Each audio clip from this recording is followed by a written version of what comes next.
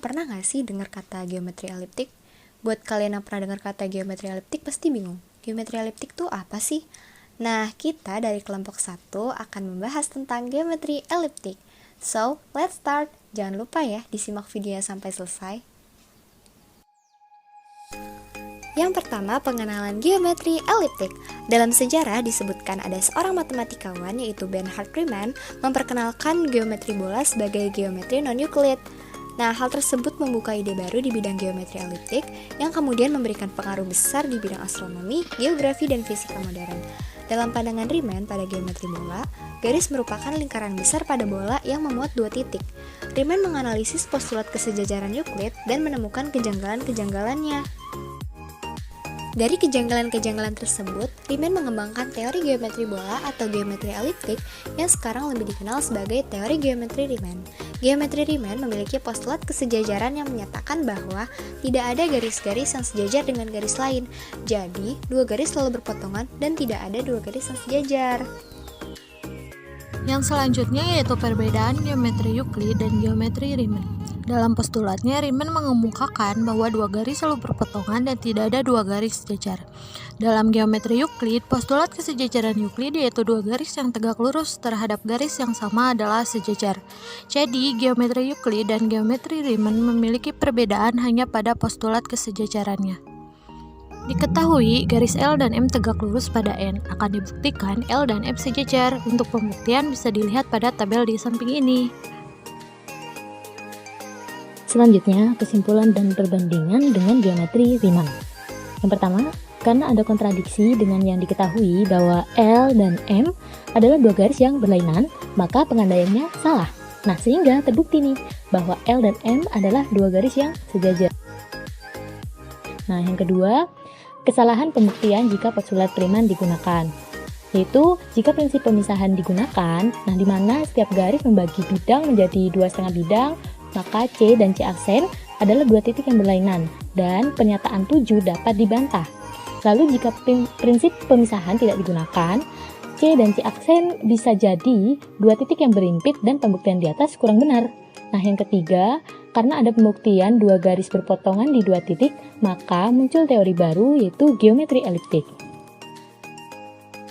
Ada dua teori yang mengasumsikan postulat kesejajaran Riemann. Yang pertama, single elliptic. Single elliptic merupakan sebarang garis yang berpotongan tepat pada satu titik, tetapi tidak ada garis yang memisahkan bidang tersebut. Dua titik yang diametral dianggap sebagai satu titik. Lalu yang kedua, double elliptic. Double elliptic yaitu dua garis yang berpotongan pada dua titik. Setiap garis memisahkan bidang menjadi 2,5 bidang. Lalu ada penyajian geometri double elliptic. Yang pertama, geometri eliptik ganda, yaitu titik, garis, bidang, segmen, jarak antara dua titik, dan sudut antara dua garis besar. Yang kedua, representasi Euclides, yaitu titik pada bola, lingkaran besar bola, busur dari suatu lingkaran besar, panjang busur terpendek dari lingkaran besar yang melalui kedua titik tersebut. Yang terakhir, sudut pada bola antara dua lingkaran. Yang selanjutnya yaitu sifat kutub. Menurut geometri eliptik, pada setiap garis L ada titik polar P sedemikian sehingga semua garis yang melalui P akan tegak lurus dengan L. Seperti semua lingkaran besar pada bola dunia yang melalui kutub utaranya yang tegak lurus dengan ekuatornya. Teorema-teorema dalam geometri eliptik. Teorema 1. Dua garis yang tegak lurus pada suatu garis bertemu pada suatu titik. Bukti. Misal, A dan B adalah dua garis yang tegak lurus pada suatu garis M. U dan S merupakan kutub dari M. Akan dibuktikan bahwa dua garis itu bertemu pada suatu titik. Pembuktian. Berdasarkan sifat dari double elliptic, yaitu setiap dua garis berpotongan pada dua titik, maka A berpotongan M di dua titik yaitu A dan A aksen. B berpotongan M di dua titik yaitu B dan B aksen. A aksen, B aksen, dan B titik yang terletak pada M dan garis A serta B tegak lurus M, maka berdasarkan sifat kutub segmen yang melalui titik A aksen, B, dan B aksen terhubung dengan titik U dan S. Jadi, garis A dan B bertemu titik yang sama yaitu U dan S. Maka teorema 1 terbukti. Teorema 2. Semua garis tegak lurus pada suatu garis berpotongan pada titik yang disebut kutub dari garis itu dan sebaliknya. Setiap garis disebut kutub suatu garis tegak lurus pada garis itu. Bukti. Misal, A dan B adalah dua garis yang tegak lurus pada suatu garis M, U dan S merupakan kutub dari M. Akan dibuktikan 1. Semua garis tegak lurus pada suatu garis berpotongan pada titik yang disebut kutub dari garis itu.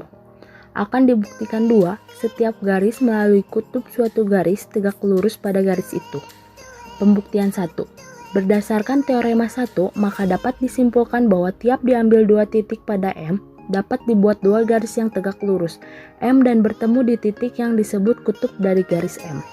Karena ada banyak titik di M, maka pada setiap titik tersebut dapat dibuat garis yang tegak lurus di M dan bertemu di kutub M. Jadi, setiap garis yang tegak lurus pada suatu garis berpotongan pada titik yang disebut kutub dari garis itu, maka pembuktian 1 teorema 2 terbukti. Pembuktian 2. Misal, U dan S kutub dari M. Berdasarkan sifat kutub, maka setiap ruas garis yang menghubungkan U dengan titik pada M dan setiap ruas garis yang menghubungkan S dengan titik pada M akan selalu tegak lurus M. Ambil sembarang titik di M, misal A aksen, B, dan B aksen, maka BU tegak lurus M, BS tegak lurus M, A aksen U tegak lurus M, AS tegak lurus M, B aksen U tegak lurus M, B aksen S tegak lurus M, AU tegak lurus M, A aksen S tegak lurus M. BU, B aksen U, BS, B aksen S adalah segmen-segmen yang termuat pada garis B dan A aksen U, AU, AS, A aksen S adalah segmen-segmen yang termuat pada garis A. Maka garis-garis tersebut melalui kutub garis M yaitu U dan S tegak lurus pada garis M. Maka pembuktian 2 teorema 2 terbukti. Jadi, pembuktian 1 dan 2 telah terbukti, maka teorema 2 terbukti. Teorema 3. Dalam sembarang segitiga ABC dengan sudut C sama dengan 90 derajat, sudut A kurang dari, sama dengan, atau lebih dari 90 derajat, tergantung dari segmen BC kurang dari, sama dengan, atau lebih dari jarak polar Q. Bukti. Diketahui segitiga ABC dengan sudut C sama dengan 90 derajat, akan dibuktikan 1. Sudut A kurang dari 90 derajat bila segmen BC kurang dari jarak polar Q. 2. Sudut A sama dengan 90 derajat bila segmen BC sama dengan dari jarak polar Q. 3. Sudut A lebih besar dari 90 derajat bila segmen BC lebih besar dari jarak polar Q. Pembuktian 1. K adalah titik kutub dari garis M, sehingga sudut KAC sama dengan 90 derajat dan sudut KCA sama dengan 90 derajat. Segmen BC kurang dari jarak polar. Sudut KAC lebih besar dari sudut BAC atau keseluruhan lebih besar dari sebagian. Karena sudut KCA sama dengan 90 derajat, maka 90 derajat kurang dari sudut BAC. Jadi, sudut A kurang dari 90 derajat, maka pembuktian 1 teorema 3 terbukti. Pembuktian 2. Segmen BC sama dengan jarak polar. B adalah titik kutub dari garis M, sehingga sudut BCA sama dengan 90 derajat dan sudut BAC sama dengan 90 derajat. Atau dapat dikatakan sudut A sama dengan 90 derajat. Maka pembuktian 2 teorema 3 terbukti. Pembuktian 3. K adalah titik kutub dari garis M, sehingga sudut KAC sama dengan 90 derajat dan sudut KCA sama dengan 90 derajat. Segmen B lebih besar dari jarak polar. Sudut BAC lebih besar dari sudut KAC atau keseluruhan lebih besar dari sebagian. Karena sudut KAC sama dengan 90 derajat, maka sudut BAC lebih besar dari 90 derajat. Jadi, sudut A lebih besar dari 90 derajat. Maka pembuktian 3 dari teorema 3 terbukti. Selanjutnya ada teorema 4. Teorema 4 menyatakan bahwa jumlah besar sudut-sudut suatu segitiga lebih besar dari 180 derajat. Untuk pembuktiannya, kalian bisa lihat penjabaran di bawah ini. Nah, dari yang dijabarkan di atas, maka terbukti bahwa jumlah besar sudut-sudut suatu segitiga lebih besar dari 180 derajat. Selanjutnya ada teorema 5. Teorema 5 menyatakan bahwa jumlah besar sudut-sudut suatu segi 4 lebih besar dari 360 derajat. Diketahui ada segi 4 ABCD dan akan dibuktikan bahwa penjumlahan dari setiap sudutnya lebih besar dari 360 derajat. Untuk pembuktiannya, terdapat segi 4 ABCD dan segitiga ABC dan segitiga ACD di dalamnya. Nah, ada beberapa pernyataan dan alasan yang membuktikan bahwa teorema tersebut benar. Jadi, berdasarkan apa yang dijabarkan di atas, terbukti bahwa jumlah besar sudut-sudut suatu segi 4 lebih besar dari 360 derajat. Yang selanjutnya yaitu teorema 6, yang berbunyi sudut-sudut puncak dari segi 4 sakeri sama dan tumpul. Nah, untuk pembuktiannya bisa kalian lihat dalam video ini. Dan diingat baik-baik ya teman-teman.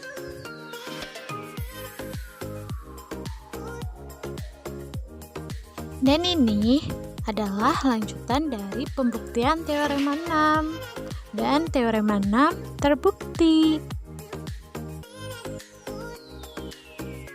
Teorema 7 yang berbunyi dalam segi 4 lempert ABCD dengan sudut A sama dengan sudut B sama dengan sudut C sama dengan 90 derajat, maka sudut keempat D tumpul.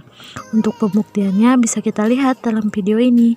Nah, dan hasilnya itu jadi, sudut ADC lebih dari 90 derajat atau dapat dikatakan sudut D lebih dari 90 derajat. Jadi, terbukti bahwa sudut D tumpul. Oke, selanjutnya teorema 8. Teorema 8 berbunyi tidak ada bujur sangkar atau segi 4 dalam geometri eliptik. Nah, pembuktiannya, andaikan ada bujur sangkar atau segi 4 ABCD dalam geometri eliptik, berarti ada segi 4 ABCD dengan semua sisinya sama panjang dan semua sudutnya siku-siku. Jadi, jumlah besar sudut segi 4 ABCD adalah sudut A tambah sudut B tambah sudut C dan tambah sudut D. Karena semua sudutnya siku-siku, maka besarnya masing-masing 90 derajat. Jika dijumlahkan, totalnya ada 360 derajat. Nah, hal ini bertentangan dengan teorema 5, yaitu jumlah besar sudut-sudut suatu segi 4 lebih besar dari 360 derajat. Jadi pengandaiannya salah. Seharusnya tidak ada bujur sangkar atau segi 4 dalam geometri eliptik, sehingga teorema 8 terbukti. Oke, selanjutnya teorema 9.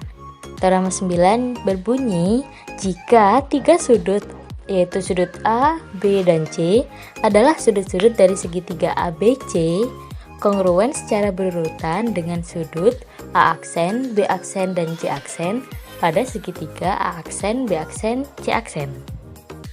Bagaimana pembuktiannya? Nah, untuk pembuktiannya bisa dilihat pada penjelasan di samping ini ya. Teorema 10. Luas suatu segitiga adalah kelipatan konstan dari aksesnya.